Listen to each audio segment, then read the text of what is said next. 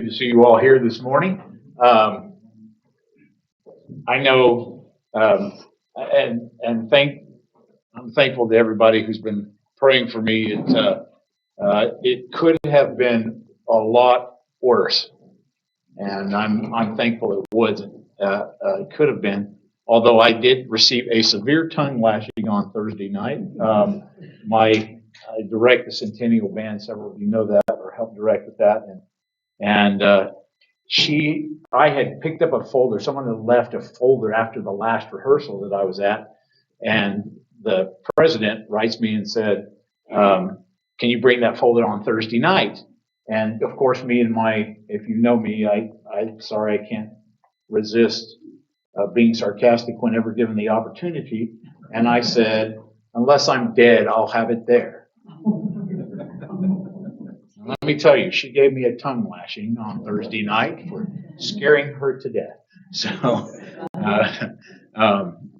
but I said, "Well, I'm not dead, so I'm here, so it's okay." So it's all good. Also, a lot of times I've come up here and filled in for Michael, and I'm grateful for any opportunity I can do that for Michael. I enjoy Michael's teaching so much, so but I'm grateful for any time that I feel like I've always told people that I feel like somebody who comes out of the bullpen. The game is not on the line, but the pitcher's gone as far as they can, and they say, "Hey, you need some relief," and so here I am. And somebody one time told me, he says, "Every time that you come and do Sunday school, you pick on the church," and I'm like, "You mean pointing out errors of things? Is that what you mean?" And they said, "Yes, that's not always helpful." And I'm like, "I'm sorry, I don't know what to tell you. I'm not trying to be unhelpful. I'm just telling you that there are things we need to be aware of." So today I decided to do something different, just so that everybody understands I am capable of doing other things than pointing out error. So just keep that in mind. I want everybody to find 2 Timothy chapter 3. 2 Timothy chapter 3. I know, before somebody gets all bent, this is about the minor prophets. Why are we in the New Testament? Well, you'll see. There's a reason why. Okay? 2 Timothy 3, verse 16. Now, here's what I want you to note. Verse 16 says, "All Scripture is given by inspiration of God and is profitable for doctrine, for reproof, for correction, for instruction in righteousness, that the man of God may be complete, thoroughly equipped for every good work." Now, I personally believe that at the time that Paul sent this letter, we did not have the New Testament canon.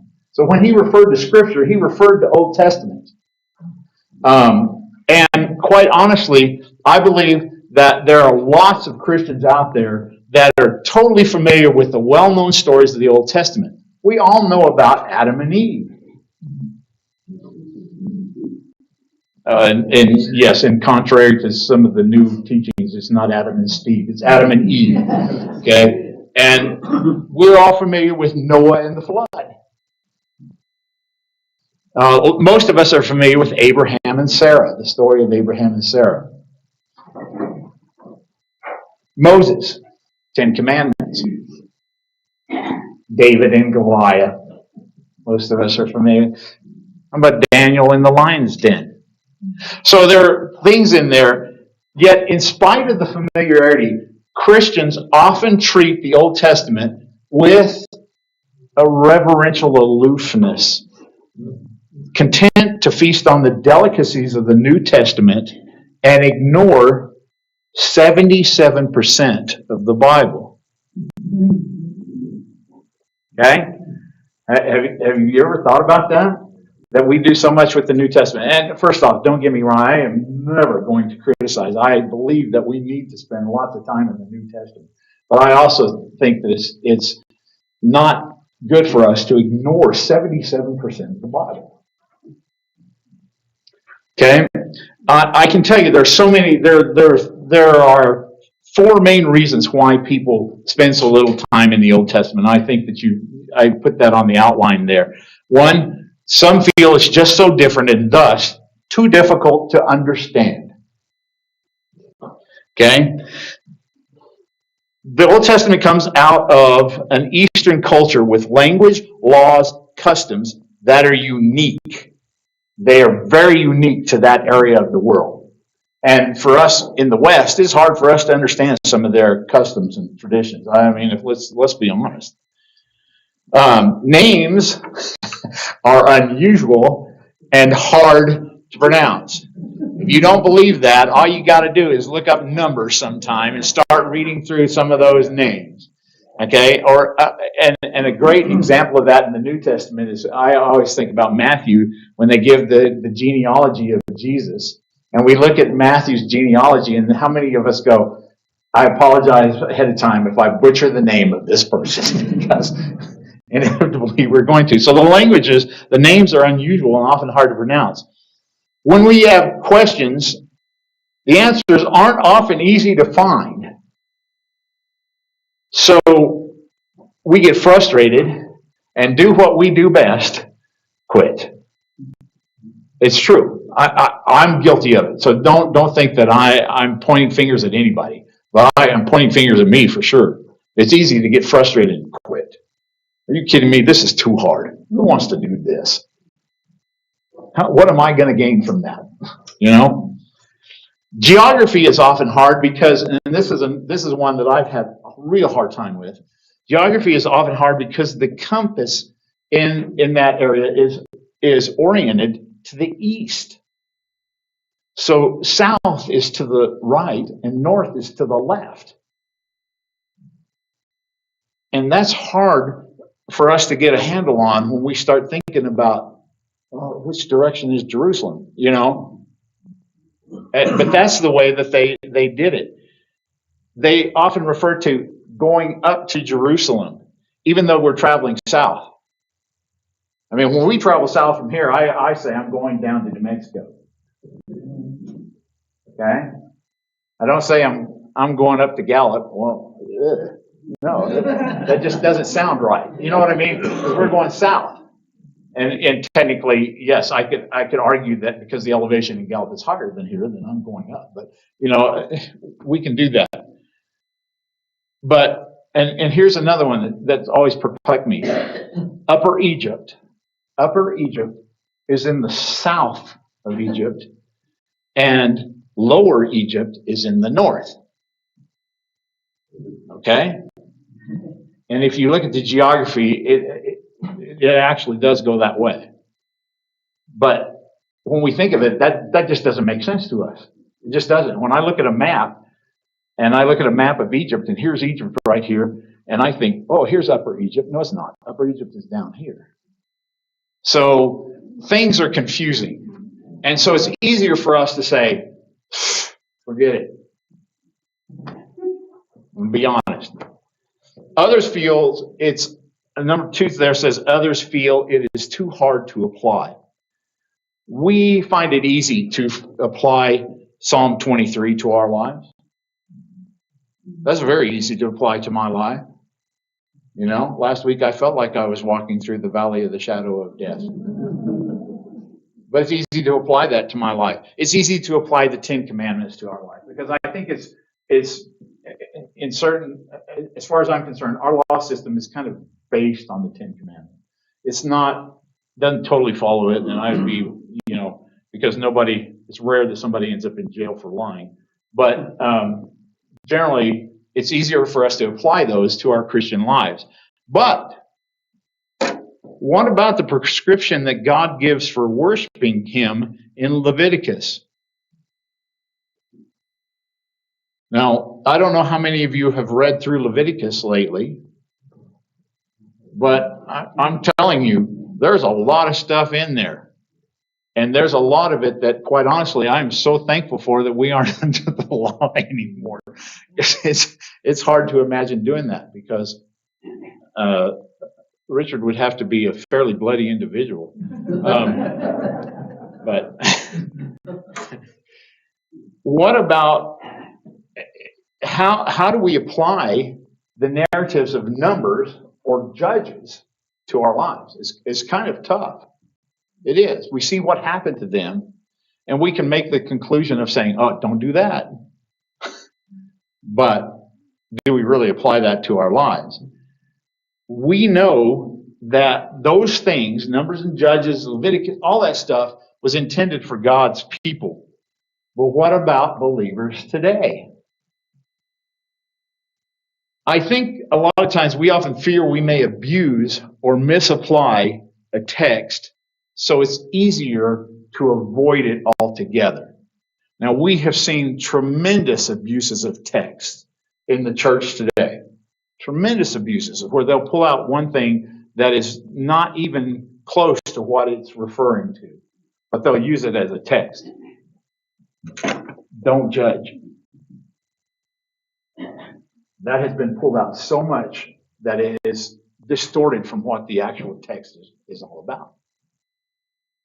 So we fear that we're going to misapply or abuse something. So it's easier to avoid it. I think if we all are honest with each other, if it comes to a confrontation or we're afraid of something, it's easier for us to avoid it. I know it is for me. It's easier for me to avoid it. Not that I'm afraid of confrontation, but a lot of people are, and it's easy for them to do nothing about it. 3, others find it takes too much time to study. I get it. Time. In a certain amount of, for us, I think it's true that a certain amount of things, we are so time oriented that we miss other things because of time. People like me who were in the school system forever, my whole life feels like it revolves on time. Certain times, and if you go past that time, you're abusing the time that was given to you. So we don't always have time to study because much of the Old Testament is narrative. The units of expression are frequently much longer than the New Testament. A context can be 2 or 3 chapters, making it difficult to do a whole account in one lesson. Now, Richard can tell you as he's preached through some of the Old Testament, I know if there's a narrative that lasts for 2 or 3 chapters, it's hard to do that in one Sunday, isn't it? And so you want to get that drug out or whatever, and not everybody is willing to do that. Often in Proverbs, and we've been going through Proverbs with Michael, but we haven't got to some of these. A verse is limited to the context of itself. There's no context before. There's no context before. It's just this verse. Or after. It's just that verse. And that makes it difficult. There's no real insight in it, except for taking it on its own merit. And sometimes we're not always willing to do that. So we simply pass it by. Finally, and I think this one is really true, it represents the Old Covenant. 2 Corinthians 3:6 tells us that we are ministers of the new covenant, not of the letter, but of the Spirit. So as Christians, we don't really live under the regulations of the Old Testament, the stipulations of the Old Testament, because we're under the new covenant. So it's easier for us to ignore those things than it is to study about them. And I think it would give us a much different view if we did. Each of these reasons is valid to a degree. So before you think that I'm telling you that these things are not valuable, they are to a degree. However, I do believe that plowing the fertile soil of the Old Testament will enhance your understanding of the Bible.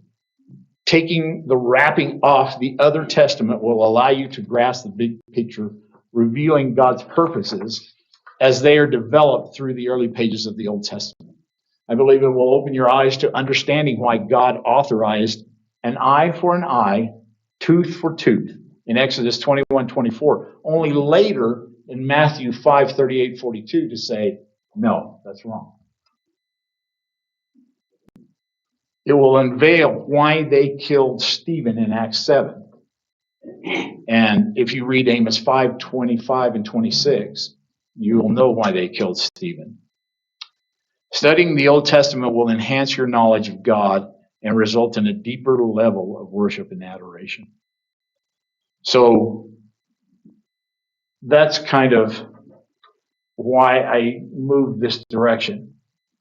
Now, I had told Richard, and I think it was back in December, early January, that I had been really looking at the minor prophets and finding out how much richness there is in the minor prophets. Almost all of them are very short books. Not all. Hosea is, I don't know, 14 chapters. And so, but the richness that is in them is unbelievable. I think we overlook them, and I think that's a sad thing. So the historical position for the minor prophets were written over a period of approximately 450 years. That was approximately from 860 to 400 BCE. By the way, it used to be BC, but now they call it BCE. I'm not sure what that change means, but that's there. The reason for their arrangement in the Bible is really unknown. It's very unclear, except for possibly chronological considerations. So they seem to happen chronologically, or they happen at a time where two of them are going on at the same time. So they're chronological more than we can say there's any specific reason why they're set up. I don't know if that makes sense to everybody or not, but that's really what it is. When we look at it, Hosea, Joel, Amos, Obadiah, Jonah, Micah, and Nahum were during the Assyrian Empire. All those prophecies were given during the time when the Assyrians were the empire. And that was from 860 to about 626 BC. Habakkuk and Zephaniah were during the Babylonian Empire, which was 626 to 539.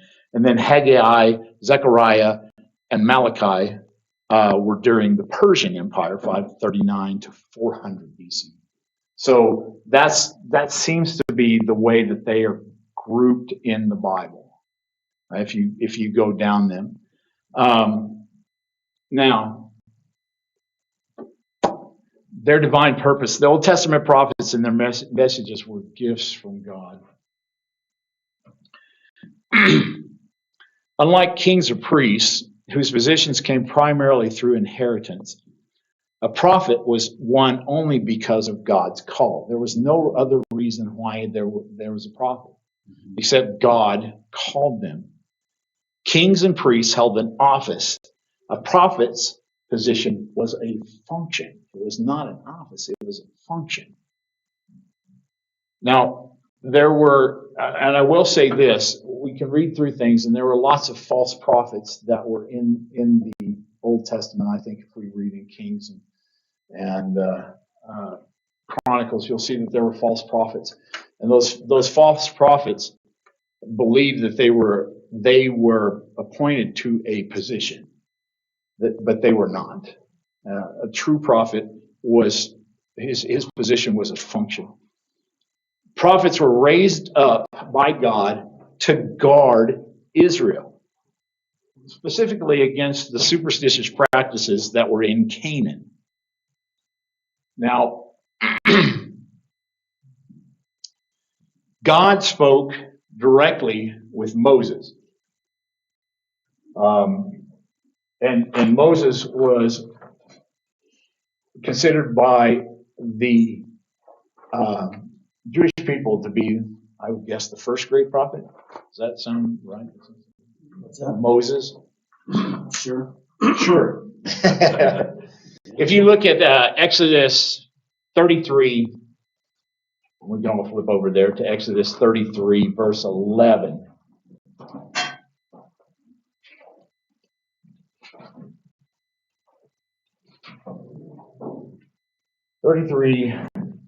Exodus 33, verse 11.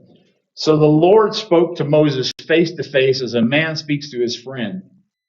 And he would return to camp, but his servant Joshua, the son of Nun, a young man, did not depart from the tabernacle.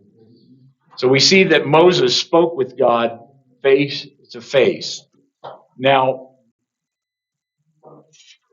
it didn't take long for Moses to be away before people started adopting foreign practices.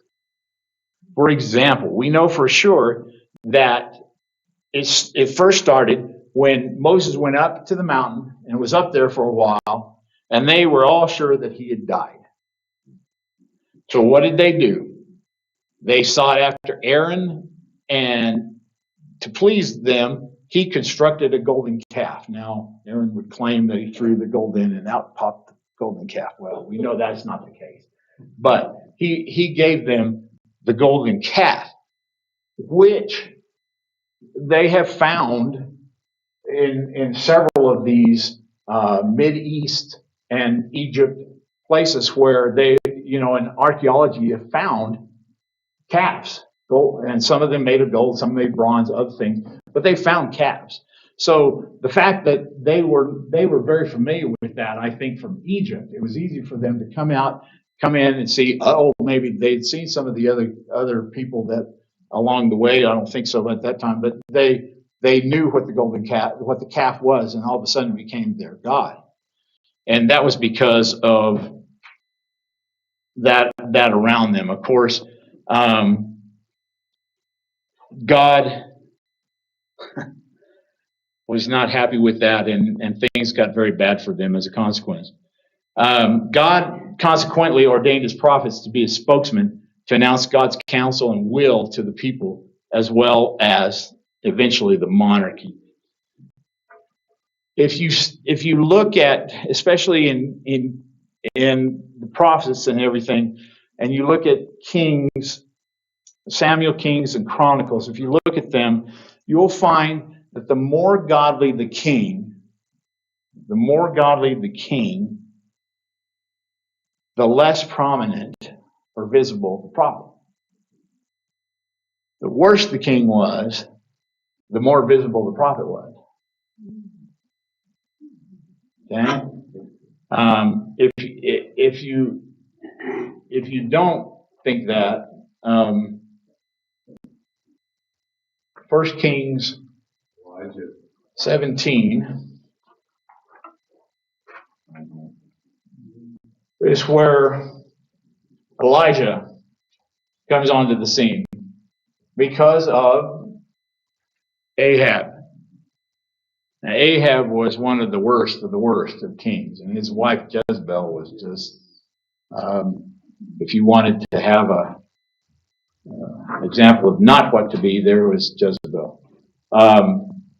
But you can see that Elijah first makes his appearance and talks about there being no dew nor rain for these years except for my word. And you can read about Elijah there in following, we'll see his message to Ahab. And he was not, there was nothing until, boom, here lands Elijah. And Elijah was massive in his scope and what he did, the things he executed, because Ahab was so evil. And we see it continue with Elisha, who was his student and then became took his place, basically. And we see that their ministries were very visible because of that. So the more godly the king, the less prominent or visible the prophets. Now, while prediction was frequently a part of their role, it was not their primary purpose. The prediction of the future things came out of the need of a present situation. It was not giving in a historical vacuum. So, but most of the time, prediction was not their primary purpose. It was to call Israel back to God. Okay? So we think of some of the prominent prophets. We see in Genesis 15 that Noah is referred to as a prophet. So if you just take the things about Noah, we have those chapters 15 through 17. We see that in Genesis 20 that Abraham was called a prophet. And then, of course, we just talked about Elijah and Elisha in 1 Kings and following, 17 and following. And then, of course, we also see in 2 Samuel 7, we see where Nathan came to confront David, and he was a prophet. And so that is in 2 Samuel chapter 7 and 12, where Nathan is referred to as a prophet. Now, those people were prophets, and they were major prophets. They were big time prophets. But there are no books called Elijah. If you think you can turn to the book of Elisha, you are wrong. Okay? It's like Mark 17. You know, there's no such thing. So these prophets were prominent, but they didn't have books or didn't write books. They occupied an important divinely ordained role in the history of Israel. Much of their efforts were directed toward calling the people to repentance for failing to honor the Lord and maintaining the stipulations of his covenant with them. So that's what most of them were called for. Now, as we talk about the minor prophets, and this is something you probably didn't realize, is the minor prophets, or what are referred to as minor prophets, used their choice of the name for God in the minor prophets. You may not realize this or not, but I can tell you this. The Lord, Yahweh, is predominant delegation. It is utilized by the authors of the minor prophets 476 times. 476 times they used Yahweh. Now they used Adonai, which is another common name referring to the Lord or to God. They employed that, though, only 36 times in comparison to how they use Yahweh in this. So it was very, very important that they used them and that their message, who their message was coming from. I think is one of the big deals to me, is that their message was coming from the Lord. So we look at the canonical place, and this is somewhat different, but the Hebrew Scriptures are divided into three major sections: laws, prophets, and writings. Now, I think it seems like sometime it was divided differently than it was at this time. And so I'm just going to look at how the Hebrew Scriptures are divided. The first section we know of is the Torah, and it refers, of course, to the first 5 books of the Old Testament. You know that. Those were written by Moses. The category of prophets is divided into 2 sections. Okay? There's the former prophets, and here's where it's, in my mind, it's a little bit blurry because I consider this history, but I think it's more what they call the former prophets: Joshua, Judges, Samuel, Kings. Those are all part of the former prophets. And then there's the latter prophets: Isaiah, Jeremiah, Ezekiel, and the 12. Now that's how they referred to it, the 12. Okay? The category of writings, which was their third category, consists of poetry and wisdom. Of course, we know that would be Psalms, Proverbs, and Job is considered part of those poetry and wisdom. And of course, a lot of wisdom in Job. Then they had a thing called rolls. I never did find out what that meant. I don't know but that's what they called them, was rolls. And that was the Song of Solomon, Ruth, Lamentations, Ecclesiastes, and Esther. And then historical books: Daniel, Ezra, Nehemiah, and Chronicles. Okay? Now, Daniel, of course, we know Daniel prophesied. But for whatever reason, he's listed not among the prophets, but is recognized as an officer serving in a foreign country. Okay? It would be much the way that we think of Joseph. That's the way they considered him. Because Joseph was really an officer serving in a foreign country. That's the way they viewed Daniel. Now, I personally view Daniel as a prophet, but not according to the Hebrew tradition. So please keep that in mind. And I've seen it where these are divided way differently than how the Hebrew is divided. So I think that the significance of it is just that it's different. Again, what part of the thing that makes the Old Testament difficult is because the Hebrew mindset is not our mindset. So it's a little bit different. Now, the significance of the 12 cannot be overstated. They provide a breath to understand why, in spite of the waywardness of the people they were preaching to, Yahweh relentlessly pursued them. They reveal the depth of his undying love for them and his eternal plans for them. The minor prophets also uncover the grace of God toward the Gentiles. Now, I don't know about most of you, but I'm not Jewish. And I'm so thankful for these books that uncover the grace of God towards us. The minor prophets are called the 12 in Hebrew scriptures, and it wasn't until the 4th century AD that Latin translators started to refer to them as the minor prophets, because it was a designation based on their length, not their importance.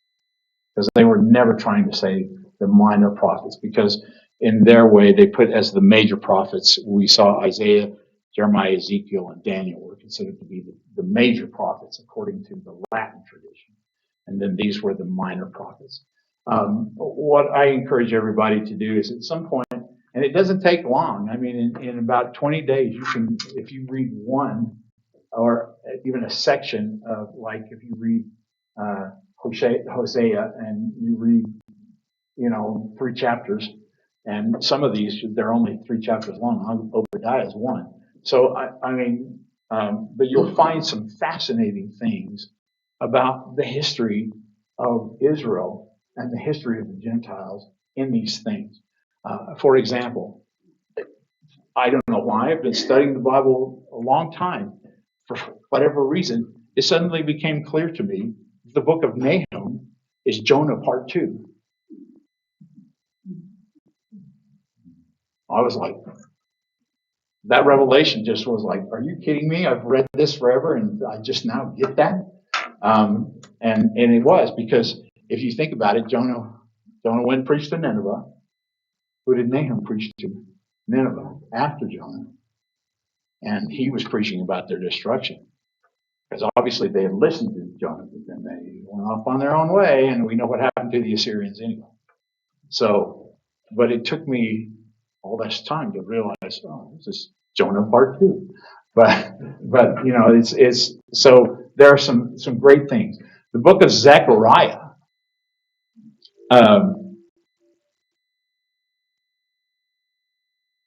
And if I say this wrong, I apologize. But I know that several prominent ministers,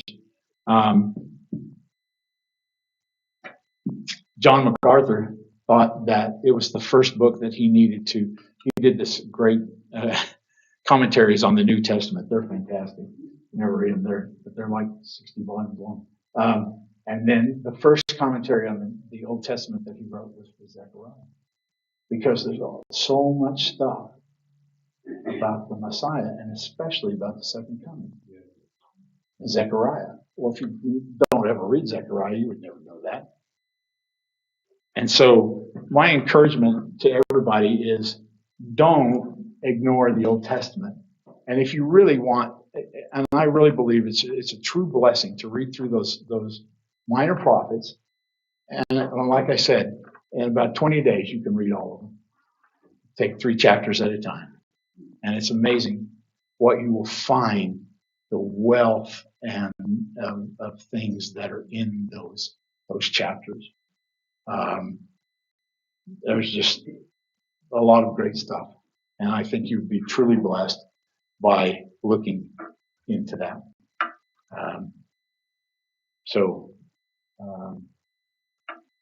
Anybody have any thoughts or comments? Or yes, sir. 2 thoughts. One is that Jesus called Daniel a prophet in Matthew 24. And the second thing is, it's so good to see you here instead of the hospital. Yes. I feel grateful to be here. Thank you. Anybody else have anything? I'm sorry, I'm not carrying on until the bitter end.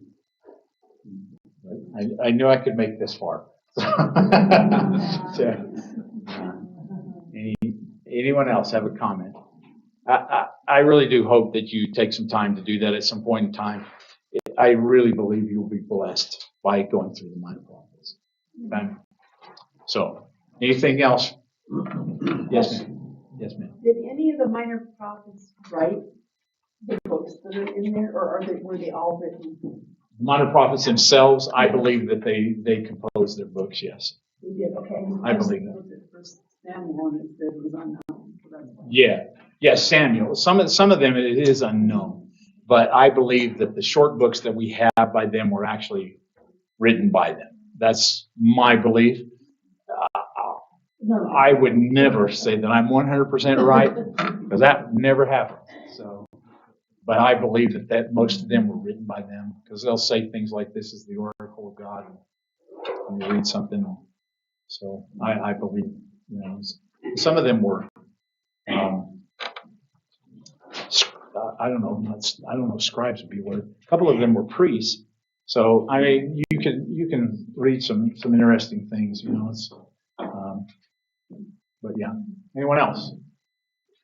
Let's have a word of prayer then. Father, we thank you for this day. We thank you so much for your word, Lord. We just pray that we will revel in your word, all of it, and that we will learn things from you.